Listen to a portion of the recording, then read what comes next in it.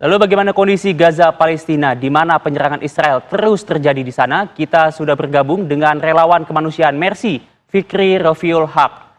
Fikri, selamat pagi. Assalamualaikum warahmatullahi wabarakatuh. Silahkan Fikri dengan laporan Anda di sana.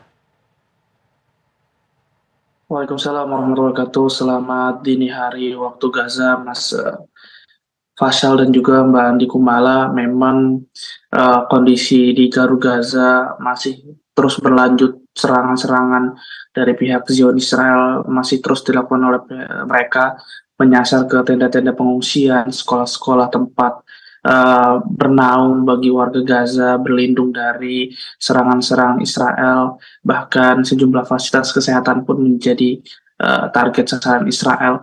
Dan tercatat dalam 24 jam terakhir ada 30 orang yang meninggal dan juga 66 lainnya mengalami luka-luka akibat pembantaian yang dilakukan oleh pihak Zionis Israel, sehingga saat ini ada beberapa titik-titik yang menjadi sasaran target sasaran Israel, salah satunya di kota Deir Balah, di mana Israel menargetkan sebuah rumah di tengah-tengah padatnya tenda-tenda pengungsian yang ada di sana, sehingga mengakibatkan banyaknya korban jiwa, bahkan korban banyak dari kalangan anak-anak, bahkan banyak juga anak-anak kecil yang juga terluka akibat penyerangan tersebut, karena memang tenda-tenda pengungsian ini menjadi satu-satunya tempat untuk mereka. Mereka tidak memiliki rumah lagi, mereka tidak memiliki lapak lagi untuk menjadikan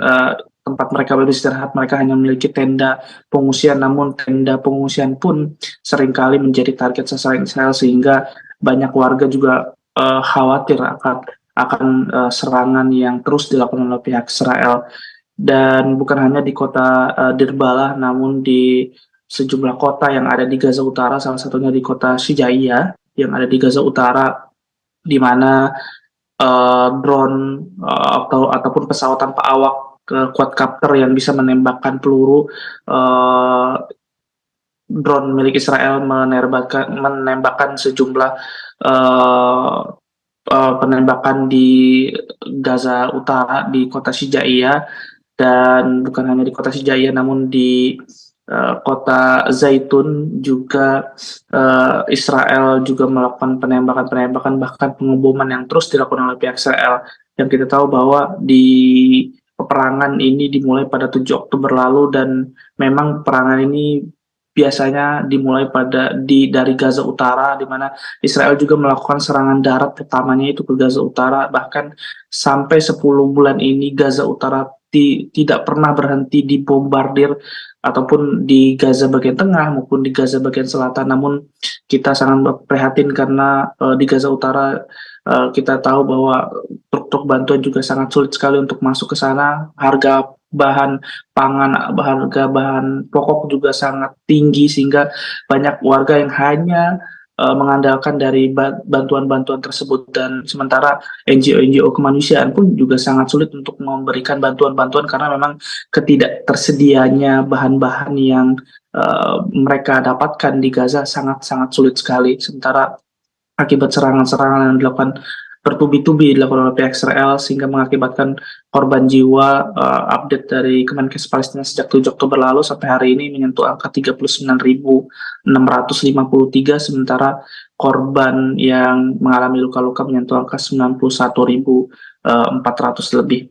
Dan kabar duka lagi kembali dari seorang jurnalis yang meninggal akibat ditarget oleh pihak Israel, yang bernama Muhammad Abu Sada, di mana Israel menargetkan di samping rumah mereka, sehingga beliau syahid, dan ini menambah angka total dari para jurnalis yang meninggal sejak 7 Oktober lalu menyentuh angka 166 jurnalis yang meninggal, di mana sebelumnya juga ada seorang reporter dari Al Jazeera yaitu Ismail Gul, dan juga seorang kameramennya juga tewas akibat kendaraannya diledakkan atau dibom oleh pihak Israel melalui serangan udara ataupun pesawat jet tempur milik Israel.